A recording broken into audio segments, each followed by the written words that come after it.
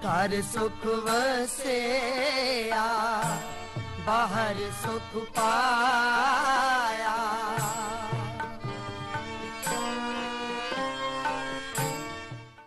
वाहिगुरू जी का खालसा वाहिगुरू जी की फतेह। सिख चैनल के प्यारे दर्शकों, सिख चैनल वालों आप जी का बहुत बहुत स्वागत है। सरदूर सिंह मरवा वालों आप जी ਨੂੰ जी आया। प्रोग्राम ਤੁਸੀਂ देख रहे हो घर सुख वसिया। कि मैं हमेशा कहना कि बहुत सारिया गल्लां कीतियां ते मैं अज शो तो शुरू करन तो पहला उन्हां सज्जणा दा बीबियां दा बहुत बहुत धन्नवादी हाँ जिन्हां ने टैलीफोन करके प्रोग्राम की शलाघा की है। खास करके एक दो बीबियां दे फोन आए और आए भी मेरे घर के टैलीफोन से। पता नहीं कितों कितों जाके उन्होंने टैलीफोन मेरे घर का लभ्या तो मैंने उत्थे फोन किया। थोड़ा बहुत बहुत धन्यवाद है। मैं इस दे नाल ये कह देवां कि मैनू डायरैक्ट ਜਾਂ प्रोफैसर साहब ਨੂੰ डायरैक्ट फोन करने की लोड़ नहीं। तो मैं थोनू ये गुजारिश करांगा, बेनती करांगा भी तुसी टैलीफोन करना तो सिख चैनल के नंबर से टैलीफोन करो ताकि उन्होंने पता लगे भी कितने लोग इस प्रोग्राम को देख रहे हैं और किस आनंद भी मान रहे थे। इस को कितनी शिक्षावां मिल रही हैं। सिख चैनल का टैलीफोन थोनू पता ही है हमेशा स्क्रीन पर होंदा, पर नहीं फिर भी तुसी लिख लो। बर्मिंघम का कोड है 0121 380 1050। अपनी फीडबैक उस टैलीफोन से तुसी उत्थे दिओ। लो अज का प्रोग्राम शुरू कर रहे हैं। इस दे विच बहुत सारिया गल्लां जिहड़ियां तुसी चाहुंदे भी हो, असी भी चाहुंदे हां।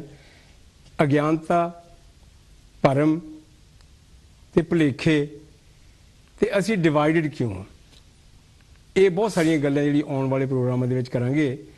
अज दा प्रोग्राम जिस दे विच असी अज्ञानता की गल करांगे। ज्ञानवान तो सारे ही हो तो शायद हो सकता अज्ञान घट होणगे। सो इसलिए प्रोफैसर साहब के नाल जो मैं गल कर रहा सी तो वो कहते भी अज्ञान होना कोई माड़ी गल नहीं। तो इस दे बारे दे विच गल करांगे। प्रोफैसर जी जी आया, बहुत बहुत धन्यवाद। तो अज असी लंडन के स्टूडियो बैठे हो। तकरीबन पिछले प्रोग्राम तो बहुत सारे अपने आप जी के घर गृह विखे किए हैं। सो जो असी ये गल करते हैं घर सुख वसिया कि असी किसी की गल करते हैं उन्होंने की पता वो तो अज्ञानी है या उसनों तो किसी यानी इल कुकड़ का नहीं पता। कई कुछ असी बड़े लफ्ज वरतते हैं है जी। तो पर तुसीं जो लिखन लगे हैं तो तुसीं लिखा भी अज्ञानी होना माड़ी गल नहीं।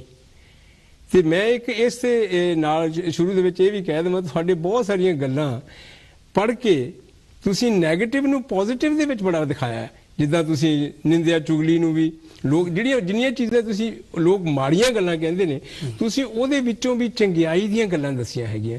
ते अज दे प्रोग्राम दे विच असीं ये गल करदे हां अज्ञानता दी। पहले तो ये दसो इहदी डेफिनेशन की है ते तुसीं ये किउं कहंदे भी ज्ञान होना भी माड़ी गल नहीं। हाँ, तुसीं पहली गल तो पुछी भी नैगेटिव विचों भी पॉजिटिव उहदे अर्थ जां उसदे कोई प्रभाव कटदे। मेरा ख्याल है भी मैं लिख पढ़ के जो कुछ भी कोई मैं जानिया ना उस मैनूं इहो पता लगा कि हर वक्त मनुखी दृष्टिकोण ही किसी चीज़ को नैगेटिव या पॉजिटिव बनाता है। सानू अपना एटीट्यूड, अपना रवैया, अपना बिहेवियर, अपने रिएक्शन कभी नैगेटिव नहीं रखना चाहिए। पॉजिटिव सोचना बहुत चंगी गल है जी जी। सो मैं इस करके हर गल चों पॉजिटिवनैस यानी पॉजिटिविटी लभण की कोशिश करता रहा हाँ। उस करके मैनूं इन्हां गल्लां तुसीं जदों अज्ञान की गल पुछी है ना भी अज्ञान चंगी चीज़ है। मैं आम तौर पर अपनियां गल्लां नूं इवोल्यूशन नाल जोड़दा। अच्छा, पहली गल तो है इवोल्यूशन नाल जोड़दा क्यों हाँ क्योंकि जेड़ी गल बहुत बहुत ऋषि मुनु बहुत बहुत गुरु पीर पैगंबर आए थे तो उन्होंने जो कुछ भी इस दुनिया के आरंभ बारे जीवन की उत्पत्ति बारे लिखिया वो कुछ कथा कहानियां जी बन के रह गया। जदों डार्विन ने ਦੱਸਿਆ ਕਿ ਇਹ ਸਭ ਕੁਝ ਕਿਸ ਤਰ੍ਹਾਂ ਹੌਲੀ ਹੌਲੀ ਕਰੋੜਾਂ ਸਾਲ ਵਿੱਚ ਪਹਿਲੋਂ ਕੀੜੇ ਮਕੌੜਿਆਂ ਤੋਂ, ਜਰਮਾਂ ਤੋਂ ਸ਼ੁਰੂ ਹੋ ਕੇ ਐਲਜੀ ਜਾਂ ਅਮੀਬਾ ਤੋਂ ਸ਼ੁਰੂ ਹੋ ਕੇ ਇਹ ਮਨੁੱਖ ਤੱਕ ਆਇਆ। ਤੇ ਫਿਰ ਮੈਂ ਇਹ ਸੋਚਿਆ ਭਈ ਇਹ ਤਾਂ ਹੀ ਆਇਆ ਜੇ ਹਰ ਪੜਾਅ ਉੱਤੇ, ਹਰ ਮੋੜ ਉੱਤੇ ਜੀਵਨ ਨੇ ਆਪਣੀ ਸੇਧ ਪੋਜ਼ਿਟਿਵ ਯਾਨੀ ਧਨਾਤਮਕ ਰੱਖੀ ਹੈ, ਨੈਗੇਟਿਵ ਨਹੀਂ ਹੋਣ ਦਿੱਤੀ, ਰਿਣਾਤਮਕ ਸੋਚ ਨਹੀਂ ਹੋਣ ਦਿੱਤੀ। ਇਹ ਸਭ ਕੁਝ ਚੇਤਨਾ ਨਾਲ ਜਾਣ ਕੇ ਕੀਤਾ ਕਿ ਸੁਭਾਵਕ ਇਉਂ ਹੁੰਦਾ ਗਿਆ। ਜੇ ਤੇ ਸੁਭਾਵਕ ਇਉਂ ਹੁੰਦਾ ਗਿਆ ਤੇ ਮੇਰਾ ਇਹ ਵਿਸ਼ਵਾਸ ਬਣ ਗਿਆ ਕਿ ਜੀਵਨ ਦਾ ਆਪਣਾ ਸੁਭਾਅ ਹੀ ਪੋਜ਼ਿਟਿਵਿਟੀ ਹੈ। ਉਹ ਹਰ ਗੱਲ ਚੋਂ ਨੈਗੇਟਿਵ ਨਾ ਵੇਖਿਆ ਤਾਂ ਚੰਗਾ ਹੈ, ਨੈਗੇਟਿਵ ਵੇਖਣਾ ਐਵੇਂ। ਤੇ ਜੇ ਨੈਗੇਟਿਵ ਵੇਖਦਾ ਤੇ ਸ਼ਾਇਦ ਅੱਜ ਅਸੀਂ ਉਸੇ ਤਰ੍ਹਾਂ ਹੀ ਜਾਂ ਸਮੁੰਦਰਾਂ 'ਚ ਰਹਿ ਗਏ ਹੁੰਦੇ ਮੱਛੀਆਂ ਦੇ ਰੂਪ 'ਚ, ਜਾਂ ਜੰਗਲਾਂ 'ਚ ਰਹਿ ਗਏ ਹੁੰਦੇ ਜਾਨਵਰਾਂ ਦੇ ਰੂਪ 'ਚ, ਮਨੁੱਖ ਨਾ ਬਣਦੇ। ਕਦੇ ਦਰਖਤਾਂ ਤੇ ਸ਼ਾਇਦ ਰਹਿ ਰਹੇ ਹੁੰਦੇ, ਟਹਿਣੀਆਂ ਤੇ ਤੁਰੇ ਫਿਰਦੇ, ਸਾਡਾ ਕਲਚਰ ਕੁਛ ਹੋ ਰਿਹਾ ਹੁੰਦਾ, ਗਾਹ ਨਾ ਤੁਰਦਾ। ਸੋ ਮੈਂ ਇਸ ਕਰਕੇ ਇਹ ਸਮਝਦਾ ਹਾਂ ਕਿ ਇਹ ਪੋਜ਼ਿਟਿਵਿਟੀ ਜੀਵਨ ਦਾ ਅਸਲਾ ਹੈ। ਜਿਹੜਾ ਬੰਦਾ ਜਿਹੜਾ ਪੈਸਿਮਿਸਟਿਕ ਹੁੰਦਾ ਜਾਂ ਪਿਛਾਂ ਖਿੱਚੂ ਹੁੰਦਾ, ਜਿਹਨੇ ਹਰ ਵਕਤ ਇਹੀ ਸੋਚਣਾ ਰਹਿਣ ਦੇ ਜਾ ਰਹੇ ਕੀ ਹੋਣਾ, ਰਹਿਣ ਦੇ, ਜਿਹੜਾ ਜੇ ਕੋਈ ਮੌਤ ਤੋਂ ਵੀ ਡਰਦਾ ਆਪਣਾ ਜ਼ਿੰਦਗੀ ਸ਼ੁਰੂ ਹੀ ਨਹੀਂ ਕਰਦਾ। ਹਾਂਜੀ, ਸੋ ਇਹੋ ਜਿਹੀਆਂ ਜਿਹੜੀਆਂ ਗੱਲਾਂ ਹੈਗੀਆਂ, ਜਦੋਂ ਅਸੀਂ ਆਪਾਂ ਅਗਿਆਨਤਾ ਦੀ ਗੱਲ ਕਰਦੇ ਹਾਂ, ਜਿਹੜੀ ਮੈਂ ਸ਼ੁਰੂ ਦੇ ਵਿੱਚ ਇਹ ਗੱਲ ਕੀਤੀ ਸੀ, ਪਰ ਜੇ ਅਸੀਂ ਕਿਸੇ ਚੀਜ਼ ਤੋਂ ਅਗਿਆਨੀ ਹਾਂ ਜਾਂ ਉਹਦਾ ਸਾਨੂੰ ਪਤਾ ਨਹੀਂ ਤਾਂ ਉਹਨੂੰ ਫਿਰ ਅਸੀਂ ਗਿਆਨ ਦੇ ਵਿੱਚ ਲੱਭਣ ਦੀ ਕੋਸ਼ਿਸ਼ ਕਰਦੇ ਵੀ ਸਾਨੂੰ ਫਿਰ ਉਸ ਚੀਜ਼ ਦਾ ਗਿਆਨ ਹੋ ਜਾਂਦਾ ਹੈ। ਹਾਂਜੀ, ਪਰ ਜਦੋਂ ਅਸੀਂ ਅਗਿਆਨਤਾ ਦੀ ਗੱਲ ਕਰਦੇ, ਤੁਸੀਂ ਇਹਨੂੰ ਜਿਹੜੇ ਪੋਜ਼ਿਟਿਵ ਦੇ ਵਿੱਚ ਲੈਂਦੇ ਹੋ, ਸਾਰੀ ਦੁਨੀਆ ਤਾਂ ਹੁਣ ਅਗਿਆਨੀ ਨਹੀਂ, ਕਿਸੇ ਚੀਜ਼ ਤੋਂ ਅਗਿਆਨੀ ਹੋ ਸਕਦੀ ਹੈ। ਹਾਂਜੀ, ਤੇ ਜਦੋਂ ਕਿਸੇ ਚੀਜ਼ ਤੋਂ ਅਗਿਆਨੀ ਹੁੰਦੀ ਹੈ ਤੇ ਜਦੋਂ ਉਹਨੂੰ ਪਤਾ ਲੱਗ ਜਾਂਦਾ ਉਹ ਵੀ ਮੈਨੂੰ ਇਹਦਾ ਪਤਾ ਹੈ, ਤੇ ਫਿਰ ਹੁਣ ਜੇ ਦੇਖੋ ਕਈ ਬੰਦੇ, ਮੈਂ ਬਹੁਤੇ ਕਈ ਇਹੋ ਜਿਹੇ ਵੀ ਹੋ ਜਾਂਦੇ, ਕਈਆਂ ਦੀ ਅੱਲ ਪੈ ਜਾਂਦੀ, ਜਿਹੜਾ ਬਹੁਤੀਆਂ ਗੱਲਾਂ ਕਰਦਾ ਉਹਦਾ ਨਾਂ ਹੀ ਗਿਆਨੀ ਪਾ ਦਿੰਦੇ। ਹਾਂਜੀ, ਜਾਂ ਇੱਦਾਂ, ਪਰ ਗਿਆਨ ਆਉਂਦਾ ਹੋਵੇ ਜਾਂ ਨਾ ਆਉਂਦਾ ਹੋਵੇ ਵੱਖਰੀ ਗੱਲ ਹੈ, ਵੀ ਉਹਦੇ ਜਾਣੂ ਹੈ ਕਿ ਨਹੀਂ ਜਾਣ। ਤੇ ਅਗਿਆਨਤਾ ਵੱਲ ਆਪਾਂ ਮੁੜ ਕੇ ਆਈਏ, ਤੇ ਜਦੋਂ ਤੁਸੀਂ ਇਸ ਨੂੰ ਇਹਦੀ ਜਿਹੜੀ ਜਾਂ ਰਿਕਾਰਡ ਦਾ ਦੂਆ ਪਾਸਾ ਦੇਖੀਏ ਵੀ ਹਾਂ ਅਗਿਆਨਤਾ ਨੂੰ ਤੁਸੀਂ ਪੋਜ਼ਿਟਿਵਿਟੀ ਦੇ ਵਿੱਚ ਕਿੱਦਾਂ ਲੈਂਦੇ? ਉਹ ਜਿਹੜੀ ਗੱਲ ਮੈਂ ਪਹਿਲਾਂ ਕਹਿ ਰਿਹਾ ਸੀ ਉਹੀ, ਜੀਵ ਨੇ ਜਦੋਂ ਵੀ ਉਹ ਜੀਵ ਦੀ ਫਾਰਮ 'ਚ ਆ ਗਿਆ, ਉਦੋਂ ਹੀ ਉਸ ਅੰਦਰ ਇਹ ਚੇਤਨਾ ਜ਼ਰੂਰ ਆਈ ਹੈ ਕਿ ਮੇਰਾ ਵਾਤਾਵਰਣ, ਮੇਰਾ ਆਲਾ ਦੁਆਲਾ ਕਿਹੋ ਜਿਹਾ ਹੈ। ਚਾਹੇ ਉਹ ਸਮੁੰਦਰ 'ਚ ਹੈ, ਚਾਹੇ ਉਹ ਜੰਗਲ 'ਚ ਹੈ, ਚਾਹੇ ਉਹ ਹਵਾ 'ਚ ਹੈ, ਉਹ ਤਾਂ ਹੀ ਬਚਦਾ ਹੈ, ਤਾਂ ਹੀ ਅੱਗੇ ਤੁਰਦਾ ਹੈ, ਤਾਂ ਹੀ ਉਸ ਦਾ ਵਿਕਾਸ ਹੁੰਦਾ ਹੈ, ਨਸਲ ਅੱਗੇ ਤੁਰਦੀ ਹੈ, ਜੇ ਉਹ ਆਪਣਾ ਬਚਾਓ ਜਾਣਦਾ ਹੋਏ ਤਾਂ। ਬਚਾਓ ਕਿਸ ਤਰ੍ਹਾਂ ਜਾਣੇਗਾ? ਆਪਣੇ ਆਲੇ ਦੁਆਲੇ ਨੂੰ ਜਾਣ ਕੇ, ਉਹਦਾ ਸਾਰੇ ਦੀ ਸਟੱਡੀ ਕਰਕੇ, ਉਹਦਾ ਸਾਰੇ ਦਾ ਅਧਿਐਨ ਕਰਕੇ ਕਿ ਇਹ ਕਿਹੋ ਜਿਹਾ ਹੈ ਤੇ ਮੈਂ ਇੱਥੇ ਕਿਸ ਤਰ੍ਹਾਂ ਜਿਉਣਾ ਹੈ। ਸਰਵਾਈਵਲ ਆ ਗਈ ਨਾ। ਮੇਰਾ ਖਿਆਲ ਹੈ ਕਿ ਇਹ ਕੋਈ ਪਸ਼ੂ ਪੰਛੀਆਂ ਨੇ ਸੋਚ ਕੇ ਨਹੀਂ ਕੀਤਾ, ਇਹ ਜੀਵਨ ਦਾ ਅਸਲਾ, ਮੈਂ ਕਹਿੰਦਾ ਇਹ ਜੀਵਨ ਦਾ ਅਸਲਾ ਹੀ ਹੈ।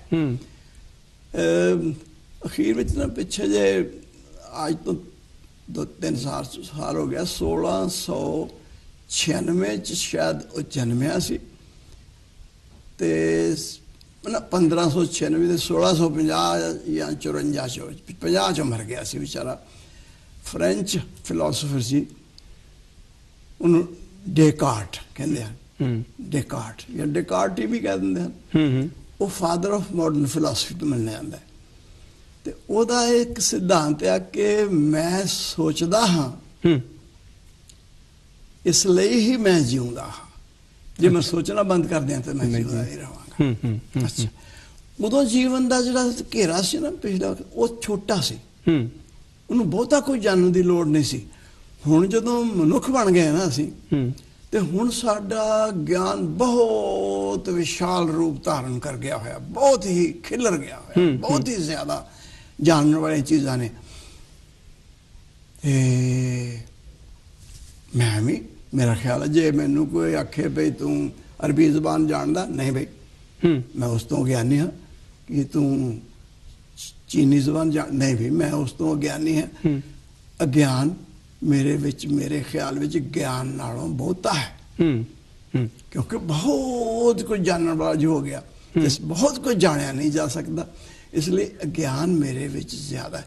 ਮਗਰ ਜਿੰਨਾ ਕੁ ਗਿਆਨ, ਜਿੰਨਾ ਕੁ ਪਤਾ ਮੈਨੂੰ ਲੱਗਾ ਹੈ, ਉਹ ਸਿਰਫ ਇਸ ਕਰਕੇ ਲੱਗਾ ਹੈ ਕਿ ਮੈਨੂੰ ਉਹਦਾ ਪਤਾ ਨਹੀਂ ਸੀ ਤੇ ਮੈਂ ਜਾਣਨਾ ਚਾਹੁੰਦਾ ਸਾਂ। ਹਾਂਜੀ, ਪਰ ਹੁਣ ਕਈ ਵਾਰੀ ਇਸ ਤਰ੍ਹਾਂ ਆਉਂਦਾ, ਹੁਣ ਫਰਜ਼ ਕਰੋ ਜਦੋਂ ਮੈਂ ਤਕਰੀਬਨ ਤੁਹਾਡੀਆਂ ਇਹ ਕਿਤਾਬਾਂ ਪੜ੍ਹਨੀਆਂ ਸ਼ੁਰੂ ਕੀਤੀਆਂ ਜਾਂ ਕੁਝ ਹੋਰ, ਕਈ ਵਾਰੀ ਜਿਸ ਤਰ੍ਹਾਂ ਹੁਣ ਤੁਸੀਂ ਕਿਹਾ ਭਈ ਇਹਦੇ ਬਾਰੇ ਨਹੀਂ ਪਤਾ, ਤੇ ਫਿਰ ਆਪਣੇ ਆਪ ਦੇ ਵਿੱਚ ਇਹ ਸੋਚਦਾ ਵੀ ਮੈਨੂੰ ਤਾਂ ਪਤਾ ਹੀ ਕੁਛ ਨਹੀਂ, ਅਗਿਆਨੀ ਹੋ ਗਿਆ ਨਾ, ਵੀ ਮੈਨੂੰ ਤਾਂ ਪਤਾ ਹੀ ਕੁਛ ਨਹੀਂ। ਜਦੋਂ ਫਿਰ ਪੜ੍ਹਨ ਲੱਗੇ, ਗਾਹਾਂ ਦੇ ਗਾਹਾਂ ਤੁਰਨ ਲੱਗੇ, ਵੀ ਠਹਿਰੋ ਯਾਰ, ਆ ਤਾਂ ਮੈਂ ਤਾਂ ਘਰ ਬੈਠਾ ਐਵੇਂ ਹੀ ਬੈਠਾ ਰਿਹਾ।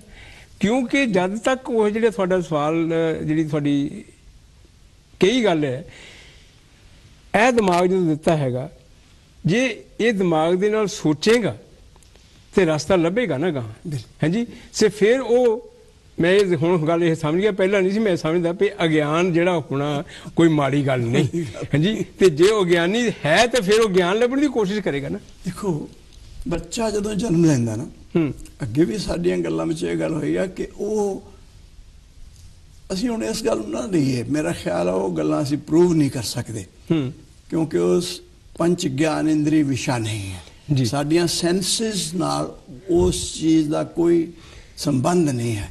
ਜਿਨ੍ਹਾਂ ਚੀਜ਼ਾਂ ਦਾ ਸੰਬੰਧ ਸਾਡੀਆਂ ਸੈਂਸਿਸ ਨਾਲ ਨਹੀਂ, ਉਹ ਸਾਡਾ ਐਕਸਪੀਰੀਅੰਸ ਨਹੀਂ, ਤੇ ਉਸ ਨੂੰ ਅਸੀਂ ਆਪਣਾ ਗਿਆਨ ਵੀ ਨਹੀਂ ਕਹਿ ਸਕਦੇ ਜੀ। ਉਹ ਸਾਨੂੰ ਦੱਸੇ ਹੋਏ ਗਿਆਨ, ਉਹ ਭਰਮ ਵਿੱਚ ਚੱਲ ਕੇ ਗੱਲ ਕਰਾਂਗੇ ਉਸ ਗੱਲ ਦੀ ਜੀ। ਬੱਚਾ ਪੈਦਾ ਹੋਇਆ, ਅਸੀਂ ਇਹ ਤਾਂ ਨਹੀਂ ਜਾਣਦੇ ਕਿ ਜਨਮਾਂ ਜਨਮ ਦੇ ਪਿੱਛੋਂ ਉਹਦਾ ਉਹ, ਨਾ ਨਾ, ਐਉਂ ਲੱਗਦਾ ਹੈ, ਜਾਂ ਅੱਜ ਦਾ ਜੋ ਸਾਇੰਸਦਾਨ ਹੈ ਉਹ ਗੱਲ ਆਖੇਗਾ ਵੀ ਬੱਚਾ ਕੋਰੀ ਸਲੇਟ ਲੈ ਕੇ ਆਇਆ ਹੈ, ਉਹਦੇ ਮਨ ਦੀ ਸਲੇਟ ਬਿਲਕੁਲ ਕੋਰੀ ਹੈ। ਉਹਦੇ 'ਚ ਦੋ ਗੱਲਾਂ ਤਾਂ ਹਨ, ਇੱਕ ਤੇ ਉਸ ਨੂੰ ਆਪਣੇ ਜੀਵਨ ਦਾ ਮੋਹ ਹੈ, ਉਹ ਜਿਉਣਾ ਚਾਹੁੰਦਾ ਹੈ, ਉਹਨੂੰ ਭੁੱਖ ਦਾ ਗਿਆਨ ਹੈ ਕਿ ਭੋਜਨ ਮੇਰਾ ਆਧਾਰ ਹੈ, ਇੰਨਾ ਕੁ ਉਹਨੂੰ ਗਿਆਨ ਹੁੰਦਾ ਹੈ। ਜਾਂ ਇੰਨਾ ਕੁ ਉਸਨੇ ਉਹ ਮਾਂ ਦੇ ਪੇਟ ਵਿੱਚੋਂ ਹੀ ਸ਼ਾਇਦ ਸਿੱਖ ਕੇ ਆਉਂਦਾ, ਕਿਉਂਕਿ ਉਹਨੂੰ ਉੱਥੇ ਵੀ ਕਿਸੇ ਤਰੀਕੇ ਨਾਲ ਖੁਰਾਕ ਪਹੁੰਚਦੀ ਹੈ। ਤਾਂ ਦੂਸਰੀ ਗੱਲ ਇਹ ਹੈ, ਉਹਨੂੰ ਡਰ ਹੁੰਦਾ। ਮੇਰਾ ਖਿਆਲ ਹੈ ਡਰ ਵੀ ਉਹ ਮਾਂ ਦੇ ਪੇਟ 'ਚੋਂ ਹੀ ਸ਼ਾਇਦ ਸਿੱਖ ਜਾਂਦਾ। ਕਿਸੇ ਵੇਲੇ ਕਾਹਲੀ ਨਾਲ ਮਾਂ ਉੱਠੀ ਖਲੋਤੀ, ਬੱਚਾ ਅੰਦਰ ਪੇਟ ਦੇ ਘਬਰਾਏਗਾ, ਇੱਕ ਗੱਲ ਹੋਈ। ਕਿਸੇ ਵੇਲੇ ਕੋਈ ਬਾਹਰੋਂ ਉੱਚੀ ਆਵਾਜ਼ ਹੋਈ, ਜਿਹਦਾ ਕਿ ਅਸੀਂ ਆਪਣੇ ਘਰਾਂ 'ਚ ਨਹੀਂ ਖਿਆਲ ਕਰਦੇ, ਉਹ ਆਵਾਜ਼ ਬੱਚੇ ਦੇ ਕੰਨਾਂ ਤੱਕ ਅਗਰ ਪਹੁੰਚਦੀ ਹੈ ਤਾਂ ਬੱਚਾ, ਇਹ ਡਰ ਦੀ ਇਨਸਟਿੰਕਟ ਵੀ ਉਹ 'ਚ ਪਹਿਲਾਂ ਹੁੰਦੀ ਹੈ। ਹਰ ਜੀਵ ਵਿੱਚ ਡਰ ਦੀ ਇਨਸਟਿੰਕਟ ਪਹਿਲਾਂ ਹੁੰਦੀ ਹੈ, ਉਹ ਇਸ ਇਨਸਟਿੰਕਟ ਦੇ ਸਹਾਰੇ ਉਹ ਜਿਉਂਦਾ ਹੈ। ਇਹ ਦੋ ਚੀਜ਼ਾਂ ਤੋਂ ਸਵਾਲ ਹੋਰ ਕੁਝ ਪਤਾ ਨਹੀਂ। ਜੋ ਕੁਝ ਉਹਨੇ ਜਾਣਨਾ ਹੈ ਦੁਨੀਆ 'ਚ ਆ ਕੇ ਜਾਣਨਾ ਹੈ। ਹੁਣ ਕਿਉਂ ਜਾਣਨਾ ਹੈ? ਕਿਉਂਕਿ ਇਸ ਦੁਨੀਆ 'ਚ ਉਹਨੇ ਜਿਉਣਾ ਹੈ। ਜਿੱਥੇ ਜਿਉਣਾ ਹੈ ਉਸ ਦੁਨੀਆ ਨੂੰ ਉਹਨੇ ਜਾਣਨ ਦੀ ਕੋਸ਼ਿਸ਼ ਕਰਨੀ ਹੈ। ਉਹਨੂੰ ਨਾ ਜਾਣੇਗਾ ਤਾਂ ਜਿਉ ਨਹੀਂ ਸਕੇਗਾ। ਇਸ ਲਈ ਅਗਿਆਨ ਮਾੜੀ ਚੀਜ਼ ਨਹੀਂ। ਅਗਿਆਨ ਸਾਡੇ ਅੰਦਰ ਜਾਣਨ ਦੀ ਇੱਛਾ ਪੈਦਾ ਕਰਦਾ ਹੈ। ਉਸ ਨੂੰ ਮੈਂ ਜਗਿਆਸਾ ਕਹਿੰਦਾ ਹਾਂ। ਪੁਰਾਣੇ ਲੋਕ ਕਹਿੰਦੇ ਆਏ ਹਨ, ਪਰ ਮੈਂ ਇਸ ਸ਼ਬਦ ਦੀ ਬਹੁਤ ਵਰਤੋਂ ਕਰਦਾ ਜੀ। ਜਗਿਆਸਾ, ਜਾਣਨ ਦੀ ਇੱਛਾ। ਜਾਣਨ ਦੀ ਇੱਛਾ ਤੋਂ ਬਗੈਰ ਜਿਹੜਾ ਮਨੁੱਖ ਦਾ ਦਿਮਾਗ ਹੈ ਨਾ, ਇਹ ਬੇਕਾਰ ਹੈ। ਜਾਣਨ ਇੱਛਾ ਹੈ, ਯਾਨੀ ਜਗਿਆਸਾਹੀਣ ਹੋਣਾ ਮੇਰੇ ਖਿਆਲ ਵਿੱਚ ਬੌਧਿਕ ਨਿਪੁੰਸਕਤਾ ਹੈ। ਇਹ ਦਿਮਾਗੀ ਨਾਮਰਦੀ ਹੈ ਜਿਹੜਾ ਜਗਿਆਸਾ ਤੋਂ ਖਾਲੀ ਹੋਣਾ ਹੈ। ਹਰ ਆਦਮੀ ਹਰ ਵਕਤ ਕੁਝ ਨਾ ਕੁਝ ਜਾਣਨ ਦੀ ਕੋਸ਼ਿਸ਼ ਕਰਦਾ ਰਹਿੰਦਾ ਹੈ, ਜਾਣਦਾ ਰਹਿੰਦਾ ਹੈ। ਔਰ ਜਦੋਂ ਤੁਸੀਂ ਹਰ ਵਕਤ ਜਾਣਨ ਦੀ ਕੋਸ਼ਿਸ਼ ਵਿੱਚ ਹੋ, ਹਰ ਵਕਤ ਜਾਣਨ ਦੀ ਇੱਛਾ ਵਿੱਚ, ਰੀਝ ਵਿੱਚ ਹੋ, ਤੁਹਾਡੇ ਅੰਦਰ ਹਰ ਵਕਤ ਜਗਿਆਸਾ ਜਾਗਦੀ ਹੈ। ਜਗਿਆਸਾ ਨਾ ਹੀ ਪੋਜ਼ਿਟਿਵਿਟੀ ਦਾ ਹੈ।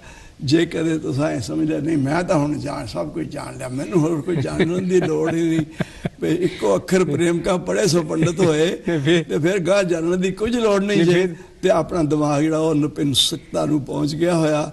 ਮੈਂ ਇਸ ਕਰਕੇ ਕਹਿੰਦਾ ਕਿ ਮੈਂ ਇਹ ਆਪਣੇ ਆਪ ਨੂੰ ਨਹੀਂ ਖੋਣਾ ਚਾਹੁੰਦਾ। ਮੈਂ ਆਪਣੇ ਦਿਮਾਗ ਨੂੰ ਕਮ ਸੇ ਕਮ ਬਿਲਕੁਲ ਜਿਉਂਦਾ ਜਾਗਦਾ ਸੁਚੇਤ ਰੱਖਣਾ ਚਾਹੁੰਦਾ, ਇਹਦੇ 'ਚ ਜਿਗਿਆਸਾ ਕਾਇਮ ਰੱਖਣੀ ਚਾਹੁੰਦਾ, ਤੇ ਜਿਗਿਆਸਾ ਮੈਨੂੰ ਪੋਜ਼ਿਟਿਵ ਬਣਾ ਕੇ ਰੱਖਦੀ ਹੈ। ਮੈਂ ਇਹ ਲਫ਼ਜ਼ ਦੇ ਬਾਰੇ ਮੈਂ ਤੁਹਾਨੂੰ ਪੁੱਛਣੇ ਲੱਗਾ, ਤੁਸੀਂ ਮੇਰੇ ਤੇ ਵਰਤਿਆ ਸੀ ਪਿਛਲੀ ਵਾਰੀ ਵੀ ਤੂੰ ਵੀ ਇੱਕ ਜਿਗਿਆਸਾ, ਤੇ ਮੈਂ ਕਹਿਣ ਲੱਗਾ ਸੀ ਵੀ ਪਤਾ ਨਹੀਂ ਇਹ ਕਿਹੜੀ ਬਲਾ ਦਾ ਨਾਂ ਲੈ ਦਿੱਤਾ। ਅੱਜ ਤੁਸੀਂ ਤਕਰੀਬਨ ਆਪਣੇ ਆਪ ਹੀ ਗੱਲ ਦਾ ਉਹਦਾ ਜਿਹੜਾ ਦੱਸ ਦਿੱਤਾ।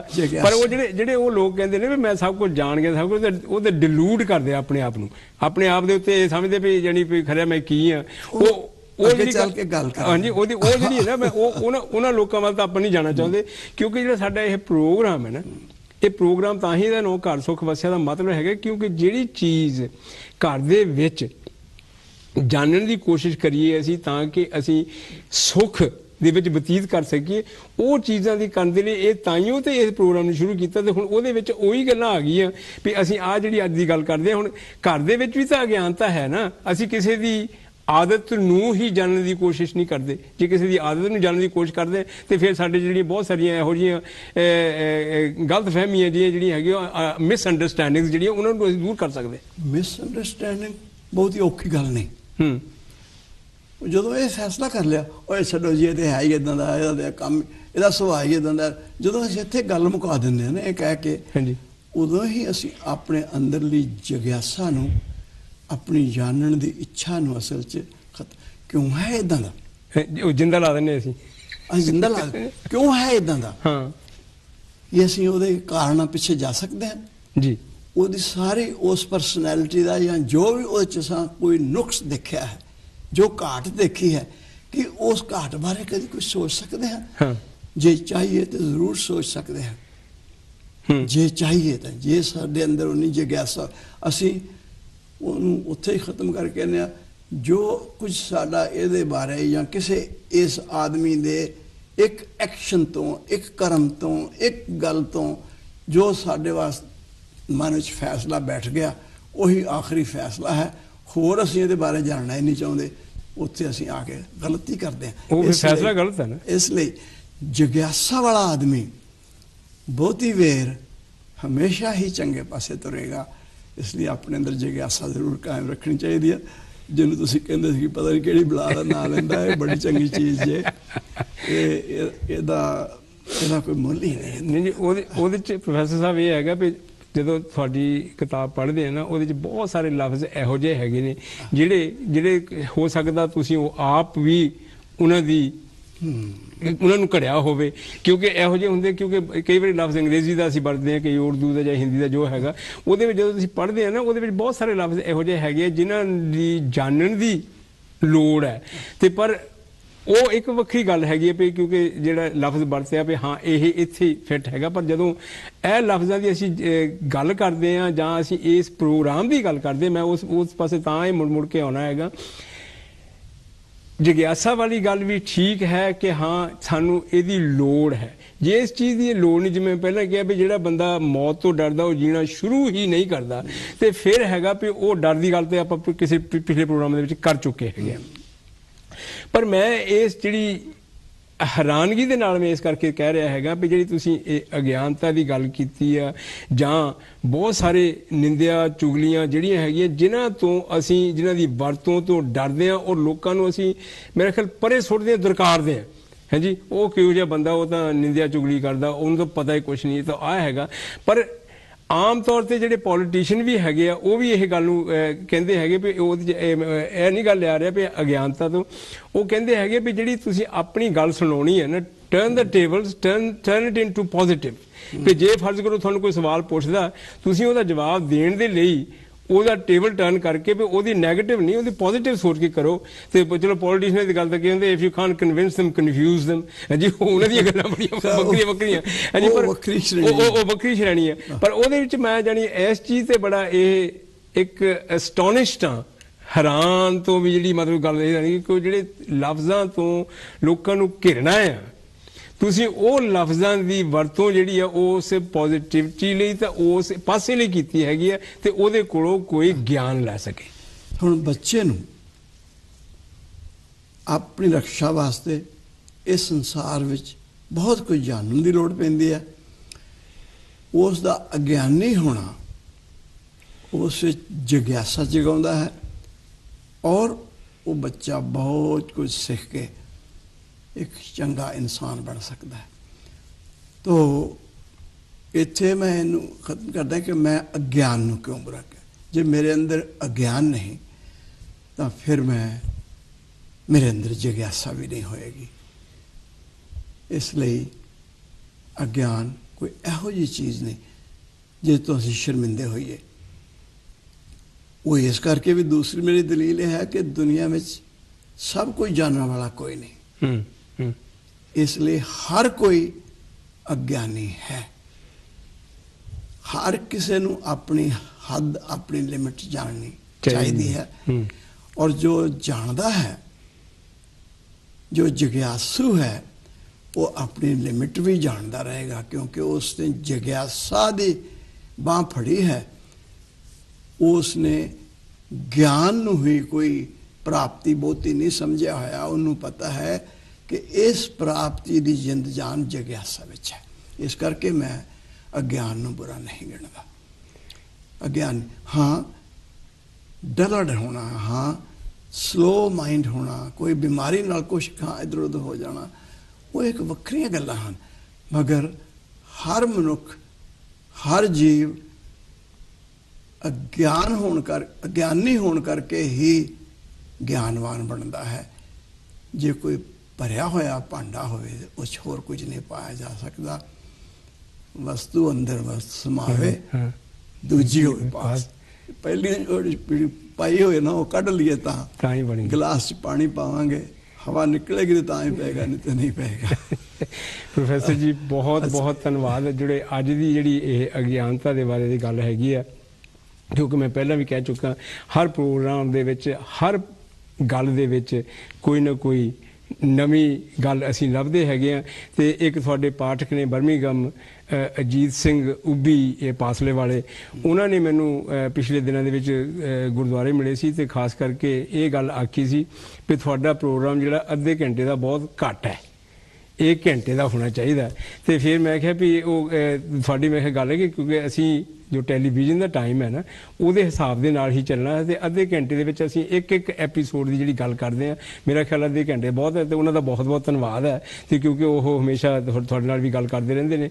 ਸੋ ਮੈਂ ਅੱਜ ਇਸ ਪ੍ਰੋਗਰਾਮ ਦੀ ਜਿਹੜੀ ਹੈ ਇੱਥੇ ਸਮਾਪਤੀ ਹੈ ਅਤੇ ਆਉਣ ਵਾਲੇ ਪ੍ਰੋਗਰਾਮ ਦੇ ਵਿੱਚ ਜਿਹੜੀਆਂ ਮੈਂ ਪਹਿਲਾਂ ਗੱਲਾਂ ਕਹੀਆਂ ਉਹ ਅਸੀਂ ਗੱਲਾਂ ਕਰਾਂਗੇ।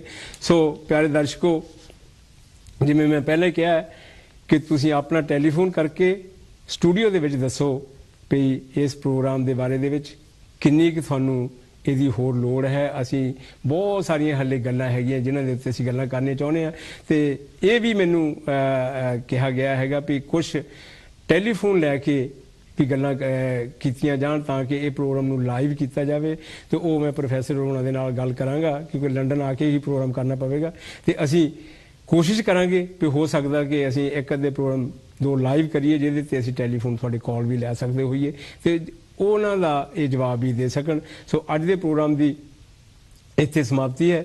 ਆਉਣ ਵਾਲੇ ਪ੍ਰੋਗਰਾਮਾਂ ਦੇ ਵਿੱਚ ਅਸੀਂ ਭੁਲੇਖਿਆਂ ਅਤੇ ਭਰਮ ਅਤੇ ਹੋਰ ਬਹੁਤ ਸਾਰੀਆਂ ਗੱਲਾਂ ਕਰਨ ਵਾਲੀਆਂ ਹੈਗੀਆਂ, ਉਹਨਾਂ ਗੱਲਾਂ ਦੇ ਉੱਤੇ ਅਸੀਂ ਤਵੱਜੋ ਦੇਵਾਂਗੇ ਅਤੇ ਤੁਹਾਡਾ ਜੋ ਤੁਸੀਂ ਸਾਨੂੰ ਫੋਨ ਕਰਕੇ ਕਿਹਾ ਹੈਗਾ ਵੀ ਹਾਂ ਜੀ ਇਹਨਾਂ ਗੱਲਾਂ ਦੇ ਵੀ ਅਸੀਂ ਉਹਨਾਂ ਗੱਲਾਂ ਦਾ ਵੱਲ ਵੀ ਧਿਆਨ ਦੇਵਾਂਗੇ। ਸੋ ਤੁਸੀਂ ਇਸੇ ਤਰ੍ਹਾਂ ਪ੍ਰੋਗਰਾਮ ਦੇਖਦੇ ਰਹੋ, ਸਿੱਖ ਚੈਨਲ ਦੀ ਇਸੇ ਤਰ੍ਹਾਂ ਸਪੋਰਟ ਕਰਦੇ ਰਹੋ। ਸਿੱਖ ਚੈਨਲ ਤੁਹਾਨੂੰ ਇਹੋ ਜਿਹਾ ਪ੍ਰੋਗਰਾਮ ਲੈ ਕੇ ਤੁਹਾਡੇ ਸਾਹਮਣੇ ਲਿਆ ਕੇ ਆਉਂਦਾ ਰਹੇਗਾ ਅਤੇ ਅਸੀਂ ਕੋਸ਼ਿਸ਼ ਇਹੀ ਕਰਾਂਗੇ ਕਿ ਵੱਖਰੇ ਵੱਖਰੇ ਟੌਪਿਕਾਂ ਦੇ ਉੱਤੇ ਗੱਲ ਕਰਨ ਕਰੀਏ। ਪ੍ਰੋਫੈਸਰ ਜੀ ਦਾ ਬਹੁਤ ਬਹੁਤ ਧੰਨਵਾਦ ਹੈ। ਸੋ ਅੱਜ ਦੇ ਪ੍ਰੋਗਰਾਮ ਦੀ ਇੱਥੇ ਸਮਾਪਤੀ ਹੈ। ਕਿਸੇ ਕਿਸਮ ਦੀ ਗਲਤੀ ਕਰ ਗਏ ਹੋਵੇਗੀ ਕਿ ਜਾਂ ਤੁਹਾਡੀ ਕਿਸੇ ਦੀ ਸ਼ਾਨ ਦੇ ਖਿਲਾਫ ਜੇ ਵੀ ਆਹ ਗੱਲ ਨਹੀਂ ਸੀ ਕਹਿਣੀ ਚਾਹੀਦੀ, ਉਸ ਦੇ ਅਸੀਂ ਖਿਮਾ ਦੇ ਜਾਚਕ ਹੈ। ਸਿੱਖ ਚੈਨਲ ਤੁਸੀਂ ਇਸ ਤਰ੍ਹਾਂ ਦੇਖਦੇ ਰਹੋ, ਸਿੱਖ ਚੈਨਲ ਦੀ ਇਸ ਤਰ੍ਹਾਂ ਸਪੋਰਟ ਕਰਦੇ ਰਹੋ। ਸੋ ਅੱਜ ਦੇ ਪ੍ਰੋਗਰਾਮ ਦੀ ਇੱਥੇ ਸਮਾਪਤੀ ਹੈ। ਵਿਦਾਇਗੀ ਦੀ ਫਤਿਹ ਬੁਲਾਓ। ਵਾਹਿਗੁਰੂ ਜੀ ਕਾ ਖਾਲਸਾ, ਵਾਹਿਗੁਰੂ ਜੀ ਕੀ ਫਤਿਹ। ਘਰ ਸੁਖ ਵਸਿਆ ਬਾਹਰ ਸੁਖ ਪਾਇਆ।